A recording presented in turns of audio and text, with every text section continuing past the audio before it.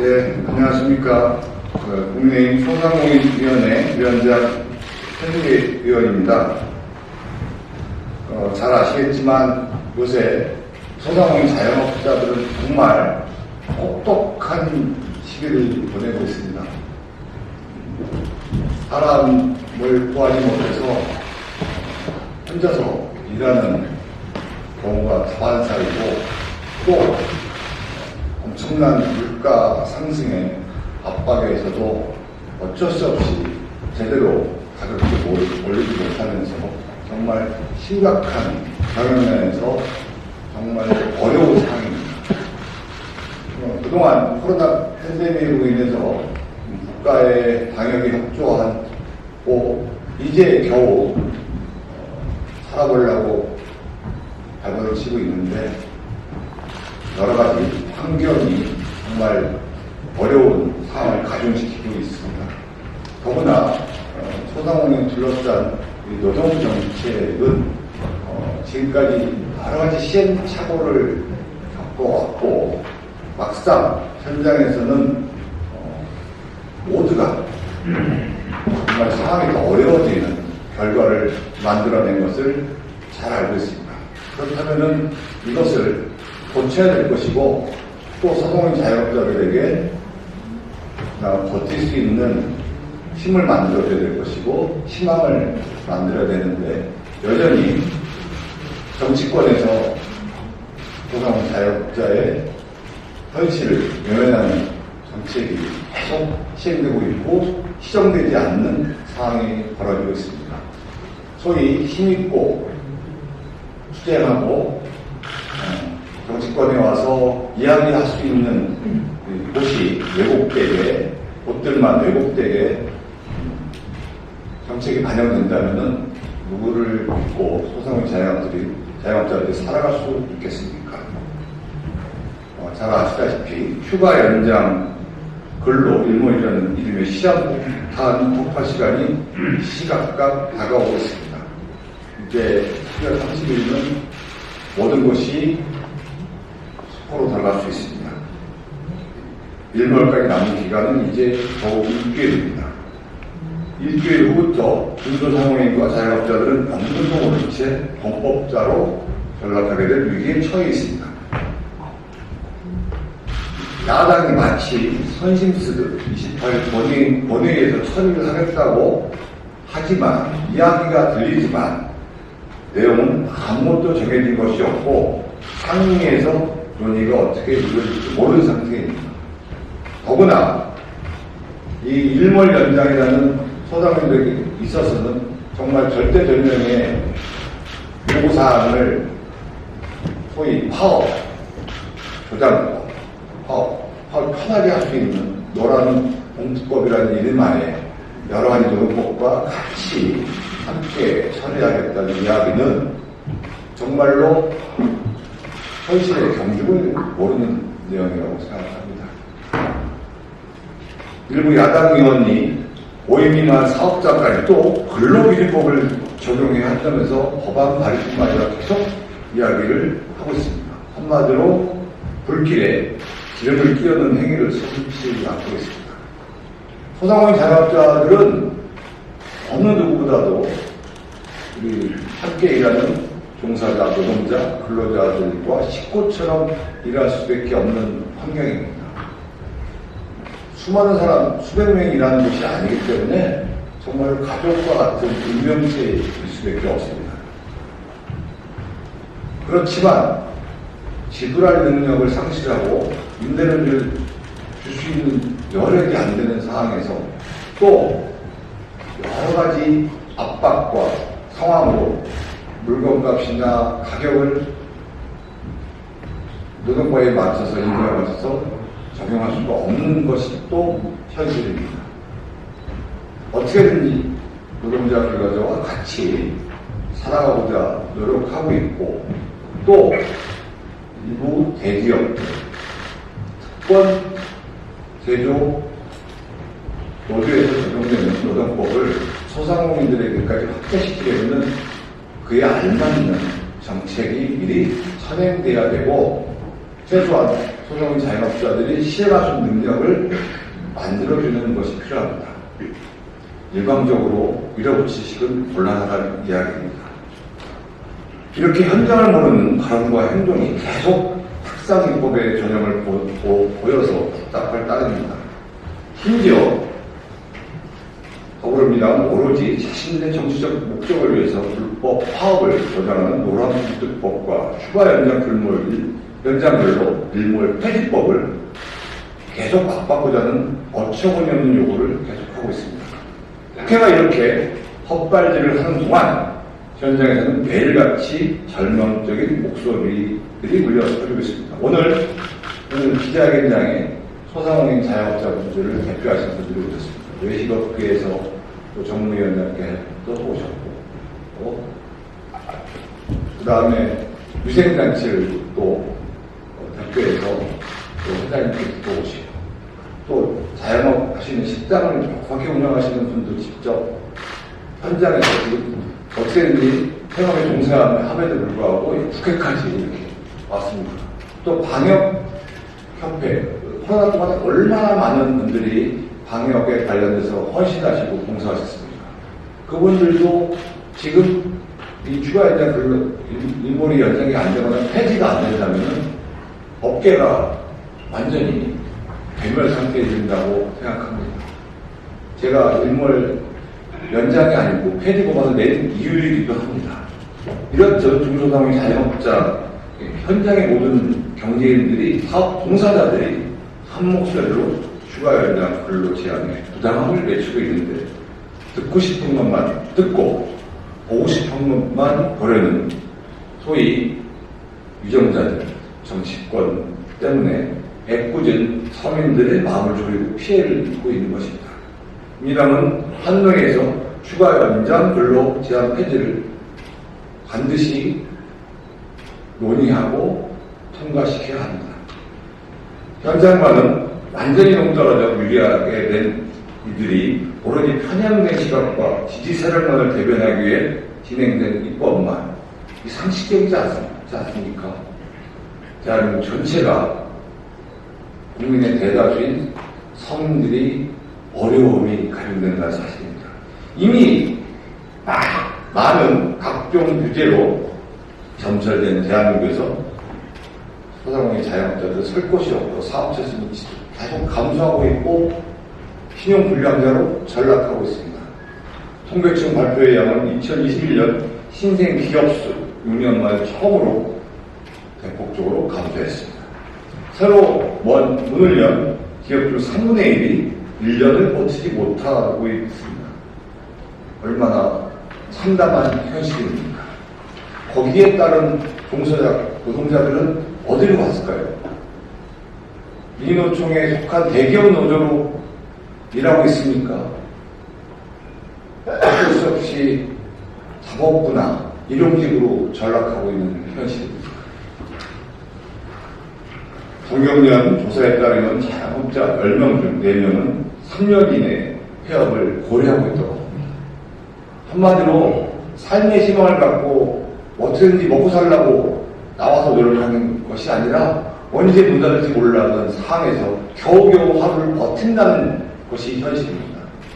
작년 한 해 국내는 복귀한 미수요금 업체 수는 26개에 불과하고 같은 기간 국내 기업이 해외로 설립한 법인 수가 2,230개입니다. 대한민국에서는 더 이상 사업을 운영할 수 없다는 것이 현실화되고 있습니다. 새로이 설립하는 사업체는 줄어들고 있는 사업체는 폐업을 하거나 국내 사업을 정리하고 해외로 나가고 있습니다. 대한민국 경제 전체가 급속하게 내리막을 걷는 것이고 생태계가 파괴되고 있는 것입니다. 이제는 정말 달리 방법이 보이지 않습니다. 중소상공인과 자영업자들은 이미 총벌기대회를 준비한다고 이야기를 합니다. 오죽하면 생업을 뒤로하고 이분들이 이렇게 말씀을 하시겠습니까? 끝도 없이 상승한 최저임금, 이미 어마어마한 수혈 겪었고 가족 같은 직원들을 내보낼 수밖에 없었고 혼자서 가게를 지킬 수밖에 없었고 빚을 내가면서 하루하루를 버텨온 오랜 기간이 있었습니다. 거기다가 물가는 어마어마하게 오르는데 어떻게 버텨낼 수 있겠습니까? 금리 오른다고 소상공인 자영업자들 방역에 협조했다고 단 한 번이라도 봐주거나 연장해 간 적 있습니까? 제대로 연장하지 않았습니다. 1년 1년 겨우 그냥 생명 연장만 해준 겁니다.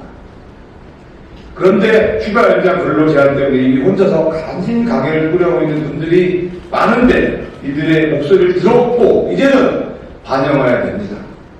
복자는 사업자들만 찾는다고 이야기를 하십니다만 우리 중 그 어느 누구도 노동자들의 권리 신장을 반대하거나 반대할 사람은 없습니다. 다만 어느 한쪽만 바라보고 있는 입법 정책, 이것은 다른 곳에서 풍선 효과를 얻고 생태계가 소멸을 하고 있다는 것입니다. 급여받을 권리가 있다면 급여를 줄 수 있는 능력도 살펴봐야 되는 것입니다. 실제로 추가 연장 근로 제한은 추가 근로를 원하는 근로자들의 자유의지만을 뺏어서 투잡을 강요하고 저녁에 없는 살림을 만들었습니다. 추가 연장 근로는 큰 틀에서 노사가 합의하여 개별적으로 정할 문제이지 국가가 강제로 세세하게 한계를 정할 문제는 아닙니다. 이렇다면 모든 근로자들의 국가에서 고용하고 급여를 주고 자영업자들을 살려낼 수 있는 예산을 만들어야 된다는 사실. 그렇지 않다는 건 아닙니다. 경제 생태계는 민간에 자율적으로 시장의 원리에 맡겨졌을 때 가장 최적의 결과를 낳아왔습니다. 민주당이 정말 포퓰리즘이 아닌, 그리고 자신들의 이득을 대변하고 자신과 같은 한편에 서 있는 세력만을 대변하는 곳이 아니라는 책임 있는 자세로 추가 연장 근로 내용에 임해야 합니다. 자유로운 대한민국 시장경제에서 자유를 말살하는 정책은 마땅히 폐지해야 합니다. 중소상공인과 자영업자들에게 이처럼 폭력적인, 억압적인 법령을 계속 강제한다면 입법의 당사자들은 반드시 뼈저린 대가를 치르게 될 수도 있습니다. 이미 시행해봐서 엄청나게 결과가 나빠지고 근로자들은 일자리를 잃어버렸고 수많은 업체가 폐업했는데 이것을 왜 계속 연장하거나 폐지하겠다는 이야기가 나오지 않는 것입니다. 잘못된 것은 고쳐야 된다는 사실입니다.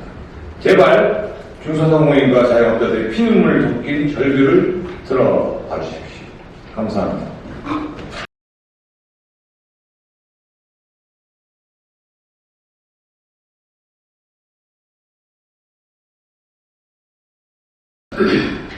네, 안녕하십니까. 저는 사단법인 한국피부미용사의 30만 피부미용인들을 위해서 운영하고 있는 단체장 조수경입니다. 저는 이렇게 이런 정책을 내놓으신 의원님들께 한 말씀 드리고 싶습니다. 과연 직업군의 생태와 직업군의 차별화를 그리고 기능을 갖다가 이해하시고 이런 정책을 내놓는지 정말 저는 묻고 싶습니다. 공부를 하시고 내놓으시는 건지. 우리는 지금 팬데믹 현상으로 3년 동안 굉장히 힘들었습니다.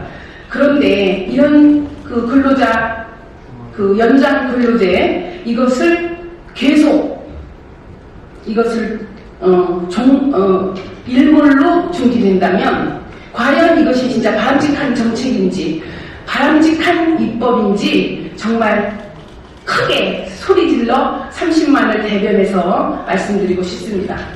당장 이런 것이 계속된다면 직업의 특성을 고려하지 않고 연장 근로제를 이렇게 일몰로 중지된다면 아침에 오는 고객이 많은 업종이 있고 오후에 퇴근하고 고객을 받는 업종이 있는데 이런 특성까지도 한번 고려해서 정책을 피는지 정말 저는 묻고 싶습니다. 이것은 바로 입법 독주입니다. 참으로 저는 30만을 대신해서 정말 원망스럽기까지 합니다. 당장 저희들은 이런 법이 추진이 된다면 퇴근을 일찍 시키고 오후에 정책을 위해서 또 다른 사람들의 전문가를 고용해야 됩니다. 그렇다면 우리들은 이중으로 고충을 겪게 되고 또 근로자들은 또 다른 취업을 하게 됩니다. 또 다른 투잡을 갖게 됩니다. 그건 왜냐하면 연장을 하면은 한쪽에서 정말 몰입해서 일을 할 수 있는데 또 다른 투잡을 갖게 된다면 한쪽 일에 몰입할 수 없고 어느 한 곳에도 전문가가 되지 않습니다. 그럼 우리는 인력을 충당하기 위해서 완벽하게 숙련되지 않는 기술자를 또 써야 됩니다. 기능인들을. 그렇다면 여러 가지로 혼란이 오게 되는데 이런 것을 정책이라고 반영을 하는 건지 정말 한번 되묻고 싶고 저는 정말 공부를 좀 하셔야 된다고 저는 생각을 합니다. 그리고 근로자들은 연장을 못하면 본인이 생활을 하기 위해서 또 다른 잡을 얻게 된다면 그 근로자는 얼마나 피곤하겠습니까? 이런 생각을 소통만큼이라도 고려를 해주신다면 어떻게 더불어민주당의 의원님들은 이런 정책을 내놓을 수 있을까? 정말 저는 그냥 단체를 운영하는 단체장으로서 또 30만의 직업인들을 대변하는 사람으로서 참 걱정스럽고 한탄스럽습니다. 이러한 악법을 두고 사실은 따지고 보면 이게 국민의 소통을 위한 법이 아니라 일방적인 법이다. 저는 이렇게 생각을 합니다. 정말 소상공인들을 위해서 공부 좀 해주시고 표심을 갖기 위해서 내놓는 정책보다는 표심이 정책이 따라가는 그런 표심을 얻는 정책을 내놓으셨으면 좋겠습니다. 정말 30만 피부명인들을 위해서 이런 자리를 저는 굉장히 원했습니다. 그런데 훌륭하신 우리 최승대 의원님께서 기회를 주셔서 오늘 이런 제 소신껏 이런 얘기를 전달할 수 있어서 정말 좋습니다. 정말 제대로 된 직업의 특성을 고려해서 이런 것은 폐지되어야 된다고 생각을 합니다. 고맙습니다.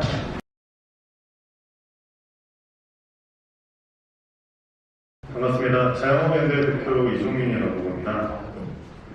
28일 본회의에서 국회가 추가 연장률을 일본 폐지에 관하여 처리하겠다고 하였지만 구체적인 합의안은 존재하지 않습니다.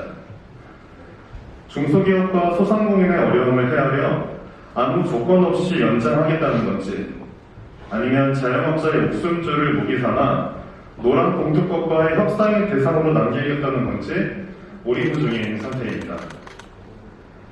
국회에 촉구합니다. 추가 연장률로 폐지와 같은 현실 상황과 동떨어진 악법을 폐지해 주십시오.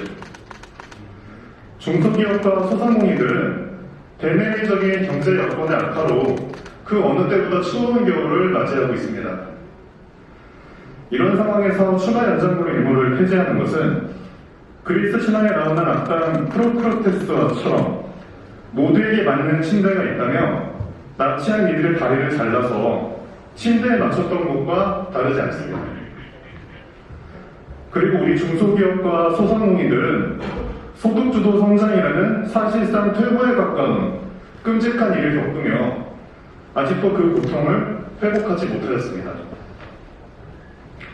자영업자의 사업소득이 근로자의 근로소득이 미치지 못하고 있는 상황입니다. 자영업자 대출은 사상 처음으로 1,000조 원을 돌파하여 빚으로 빚을 막고 있는 초유의 사태입니다. 이런 자영업자와 중소기업에 발목을 자르지 말아주십시오. 겨우 버티고 있는 자영업자와 중소기업에 희망을 자르지 말아주십시오. 간곡히 부탁드립니다. 감사합니다.